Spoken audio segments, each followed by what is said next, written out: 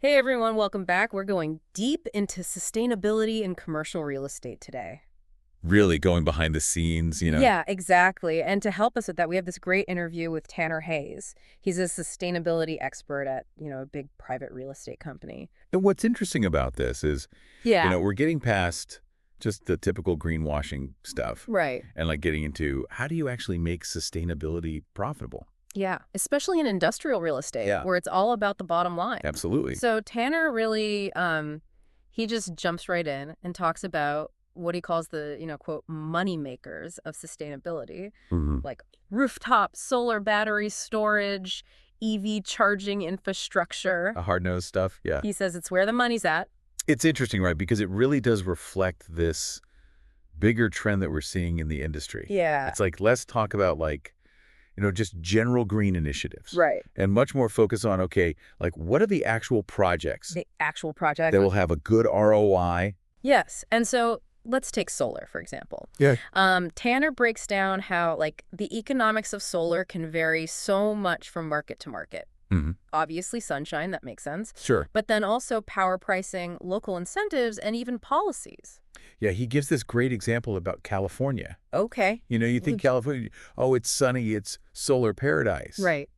But their regulations actually require you to have a large on-site load Oh, really? to justify putting in like a big solar installation. Interesting. So you can't just, blanket your whole roof with panels Right. and then sell it back to the grid or to a building next door. So that seems kind of counterintuitive. It is a little bit, Yeah. but then he contrasts that with like New York, where they have this program called Community Solar, Okay. which actually encourages developers to build the biggest solar system possible, Wow. even if the building itself doesn't use all the energy. So that's like the opposite. It's the total opposite. And community solar is fascinating because you can like subscribe to a solar farm somewhere else Oh, cool. and get credits on your electricity bill. Wow. I didn't know that. Yeah, it's cool. That's super interesting. So yeah, you really can't just copy and paste a solar project Right. from one city to another. It really is all about location. Yeah, location, location, location. Okay. So we've got solar, we've got battery storage, like things are moving along. Right. But then Tanner throws this curveball. He mentions this roadblock that I bet most people wouldn't even think of. With that? Zoning and building codes. Yeah. Like, who knew that that could be such a headache? It's one of those things that it's like the hidden complexity that often gets overlooked. Yeah, We think, oh, technology can solve anything. right. But no, you still have to deal with, you know, Real world. the real world, the regulations, the permitting, all that. Yeah, he tells the story about scouting a site in Brooklyn for battery storage. Okay. It seemed perfect, but then all these logistical nightmares. Fire hydrant proximity, floodplain restrictions, easements, like it just became this regulatory maze. Oh, wow. So even in a place like New York City that's trying to be so forward-thinking. Exactly. And he specifically mentions Local Law 97 in New York, which aims to, reduce carbon emissions from buildings. Yeah. But it turns out that these regulations can actually make things even more difficult for projects like battery storage. So you'd think a law designed to like promote sustainability would make things easier, Exactly. but sometimes it kind of backfires. Totally. And so it really highlights that you need to think holistically. Yeah. You can't just focus on like reducing emissions. In the vacuum. Right. You have to consider all the other regulations and how they interact. It's like a whole ecosystem. Totally. And so this is a perfect example of how like a deep dive like this Yeah. can reveal these hidden complexities that you just wouldn't think about on the surface. Mhm. All right. So speaking of technology, let's talk about AI. Tanner's perspective on this is actually really skeptical. Which is refreshing because everyone's jumping on the AI bandwagon. I know, it's like AI will solve everything. Right. But Tanner brings us back down to earth. Gives us a dose of reality. Yeah, and he uses the example of like battery control software, Right. where AI can be useful for analyzing like historical data, identifying patterns, but when it comes to like real-time performance guarantees, Right. AI struggles because things like electricity pricing and on-site load are constantly changing. Yeah, it's too dynamic. And he has this great quote. He says, "You really want to be in the same bed with the person that's actually running the software." I love that. Meaning, like, you need a human there to make sure that the AI is actually doing what it's supposed to. Especially when the stakes are high. Exactly. So it's not that AI is useless. It's just that we need to be realistic about what it can and can't do. Right. It's a tool. Exactly. not a solution. It's like that old saying, to err is human, but to really foul things up, you need a computer. That's a good one. So this is making me rethink this whole narrative that AI will just magically fix everything. It's a good reality check. It is, because we see this in so many different fields, not just sustainability. It's like AI can do all this amazing stuff. Yeah. Process all this data. Find patterns. But it doesn't have that human judgment, Right. that adaptability that we need in these complex situations. Especially when things are constantly changing. Exactly. So yeah, AI can help us optimize battery performance, Yeah. analyze energy consumption patterns, but it's not going to solve everything overnight. Right. We still need human expertise and ingenuity. And common sense. Yes. And so this leads us perfectly to Tanner's prediction for the next big wave in sustainability. Which is? Decarbonized heating. Oh, yeah. Let's talk about that. What are your thoughts on that? Well, I think Tanner's right on the money with this one. Yeah. Especially as cities are enacting stricter regulations to reduce emissions. Buildings use a ton of energy for heating. Yeah.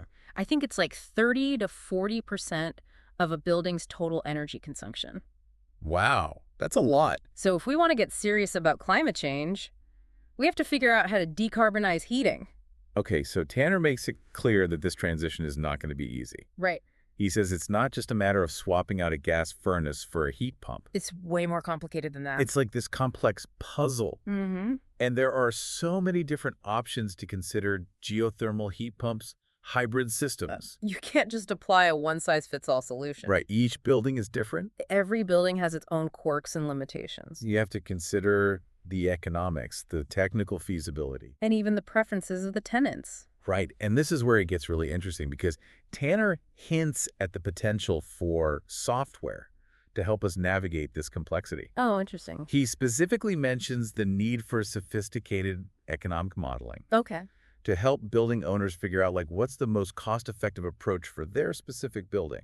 So this might be where Tanner's perspective on software changes a bit. Maybe. Remember, he was initially kind of skeptical. Yeah, he preferred working with experienced partners. Right. But maybe the scale of this challenge with decarbonized heating is so big Yeah. that it will require software to bridge that gap I see what you're saying. between theory and practice. Yeah, like imagine a software program that could analyze a building's energy consumption data, Okay. factor in local climate conditions, utility rates, incentive programs, and then recommend the best heating system. Based on like a comprehensive cost-benefit analysis. Exactly. That would be amazing. That would be a game changer. So it'll be interesting to see how this space evolves. Right. Will we see these specialized software platforms emerge, designed specifically for decarbonized heating? Or will existing energy management systems adapt? Yeah. It's a wide open field right now. It feels like we're just scratching the surface. Oh, wow. It's really exciting. It is. It's a great example of how challenges can drive innovation. And as climate change becomes more urgent Yeah. and regulations become stricter, Right. we're going to see this huge demand for new technologies and new business models. Absolutely. And new ways of thinking about how we design and operate buildings. Okay, so we've covered a lot of ground in this deep dive with Tanner. We have. From solar economics and zoning headaches to AI and the potential of decarbonized heating. It's been a whirlwind. It has, and Tanner's insights have been so valuable. They really have. He's given us this insider's perspective on how to make sustainability profitable in commercial real estate. It's not easy, but he's doing it. So as we wrap up this part, Okay. I want to leave you with a question inspired by Tanner's journey. All right. I like it. If you were in his shoes, ready to tackle the next wave of sustainability challenges, what would be your top priority? That's a great question. What problem would you solve first? It's something to really think about. Yeah, and it's a question for all of us, not just people in real estate. Right, because we're all trying to create a more sustainable future. Exactly, and the challenges are complex. They are. The solutions are multifaceted, Definitely. and the stakes are high. No doubt about it. But as Tanner has shown us, with some ingenuity and pragmatism and a willingness to embrace both the opportunities and the obstacles, we can make real progress toward a more sustainable world, where sustainability isn't just a goal, but a reality. I love that. So thank you for joining us for this part of our deep dive. It's been a pleasure. We hope you found it insightful and inspiring. And maybe even a little bit challenging. Yes, and until next time, keep learning, keep exploring And keep pushing the boundaries. of what's possible. Welcome back. So before we got into all the complexities of decarbonized heating, we were talking about Tanner's approach to partnerships, Yeah, when it comes to these big sustainability projects. right. It's not just about finding any vendor, it's about finding the right partner. Exactly, and I was really struck by his preference for working with these national firms that can act as like a prime contractor Yeah, he makes a good case for it. because they have the expertise and the local connection. The boots on the ground. Right, and so instead of juggling all these different vendors and contracts, he can just rely on this one partner to handle everything. Streamline the process. And it makes sense, right? Because these national firms, they already have relationships with subcontractors. Right. They know the permitting process in different cities, They've done it all before. and they can often negotiate better pricing because of their scale. Right, economies of scale. Exactly. And this allows Tanner to focus on, setting the sustainability goals, Right. making sure the projects align with his company's overall strategy. Yeah. He even mentions how this approach leads to greater transparency in pricing Oh, interesting. because by working with one prime contractor, he doesn't have to try to decipher all these different bids and invoices from all these different He subcontractors. simplifies the accounting. Yeah, exactly. Yeah. It's all in one place. Makes it easier to track the costs. You know, it reminds me of that saying, jack of all trades, master of none. Oh, yeah. Like instead of trying to build in-house expertise for every aspect of a sustainability project, Right. he's leveraging the specialized knowledge of these national firms. It's a strategic decision for sure. Yeah. And ultimately, I think it allows him to be more efficient and get better results. Absolutely. So this brings us to an interesting point, though. Okay. While Tanner is advocating for partnering with these large firms, he also expresses some skepticism Okay. towards relying on software alone. Interesting, especially when it comes to like development services. Right. He's seen companies try to sell him software that promises to streamline the entire process, but ultimately, Yeah. he finds more value in working with experienced partners Okay. who have their own internal tools and systems. What do you make of that? Well, it is an interesting tension, right? On one hand, you have the potential for software to automate tasks, analyze data, improve efficiency. On the other hand, you have the irreplaceable value of human expertise, Right, right. relationships, and that deep understanding of the nuances. That's that you can only get from experience. Yeah, exactly. And it seems like Tanner isn't rejecting technology altogether. Okay. He's simply saying that the most effective solutions often combine the power of software with the wisdom and judgment of experienced professionals. So the software becomes a tool Right. that enhances their capabilities, not a replacement for their expertise. Precisely. It's not about AI versus humans. It's about finding the right balance. That's such a crucial distinction. It is. It's about finding the right balance where technology and expertise can work together. To achieve the best outcomes. It's a good reminder that technology is most powerful when it's used to augment human intelligence, not replace it. Absolutely. So in this case, the software is kind of like a behind-the-scenes enabler, supporting the complex work of, project development and coordination. Right. But it's the human element, the relationships, the problem-solving skills, the adaptability. That's where the real value lies. That's what drives success. And this raises an interesting question for our listeners. Okay, I like this. If you were developing a software solution for this industry, what problem would you solve? Ooh, that's a good one. What would be the killer app that combines sustainability with profitability? Right, in a way that no one else is doing. Exactly, because there are solutions out there, Yeah. but there's always room for improvement. There's always room for innovation. It makes you think. It does. The challenge is to identify those pain points, those areas where technology can really add value And make a difference. and make a difference in driving sustainability forward. So while Tanner believes in working with experienced partners who have their own internal tools, Right. he's also clearly frustrated with the limitations of current software, especially when it comes to like managing data and tracking progress. It's especially in multi-tenant buildings. Yeah, this can be tricky. Yeah, his annoyance with submetering, for example, Okay. really reveals this need for better tools Mm-hmm. that can accurately track energy usage and allocate costs in these complex buildings. Yeah, imagine you're a tenant in a big office building. Yeah. You want to know how much energy you're using Right. and what your fair share of the electricity bill should be. That seems reasonable. But with traditional metering systems, It's really hard to get that level of granularity and transparency. It's a problem for everyone involved. It is. The building owners want to ensure fair billing and avoid disputes. Right. And tenants want more control over their energy consumption. And potentially reduce their costs. Exactly. And it goes beyond just knowing how much energy you're using. Okay. It's about having the data to identify areas where you can improve efficiency, reduce waste. And lower your carbon footprint. If you don't have accurate data, it's like trying to navigate a maze in the dark. That's a good analogy. You might eventually find your way out, but it's going to be a lot harder. Yeah, Tanner also talks about his experience with utility bill management systems and energy management platforms. And he acknowledges that these tools can be helpful for collecting data and benchmarking performance. Right. But he wants more. What does he want? He wants more sophisticated analytics and portfolio management capabilities. He wants to see the big picture. Exactly. He wants to understand how his sustainability efforts are impacting the bottom line across his entire portfolio of properties. So he's thinking strategically. Yes, and he even mentions this conversation he had with someone who's involved in the revamp of Energy Star. Oh, interesting. You know, the program for benchmarking building performance. Yeah. And he hints at the possibility of Energy Star incorporating more advanced features in the future. Like what? Potentially even including interval data analysis. Now, for those who might not be familiar, what is interval data analysis? So interval data analysis basically means looking at energy consumption patterns over very short time intervals, like every 15 minutes. Oh, wow, that's granular.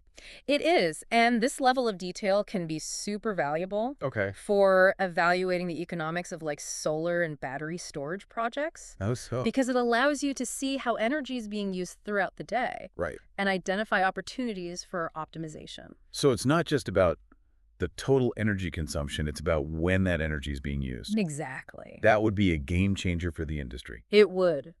Imagine having a standardized platform with really robust analytics and reporting that could handle that level of detail. It would make it so much easier for building owners to track their progress. Absolutely. Compare their performance against benchmarks. Right. And make data-driven decisions about sustainability investments. It would also incentivize developers to implement more sophisticated energy management strategies. Because they could actually measure the impact. Right, and demonstrate the return on investment. So this deep dive has really highlighted this evolving landscape of sustainability in real estate. It has. We've seen that financial viability is no longer the only consideration. It's more than just saving money.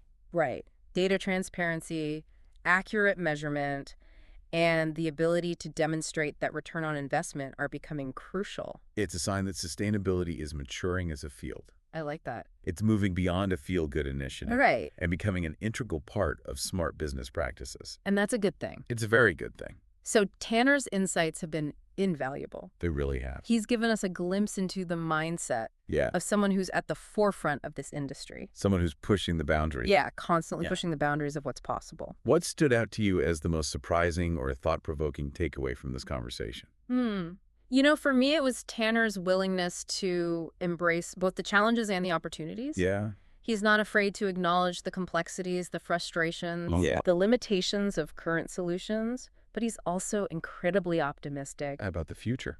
About the future and the potential for innovation to drive meaningful change. He's a pragmatist with a vision. I like that. And that's a powerful combination. It's inspiring to hear someone who's so passionate about sustainability and yet so grounded in the realities of the business world. He's not just a dreamer, he's a doer. It's a reminder that we don't have to choose between doing good and doing well. We can do both. We can and we should strive for both.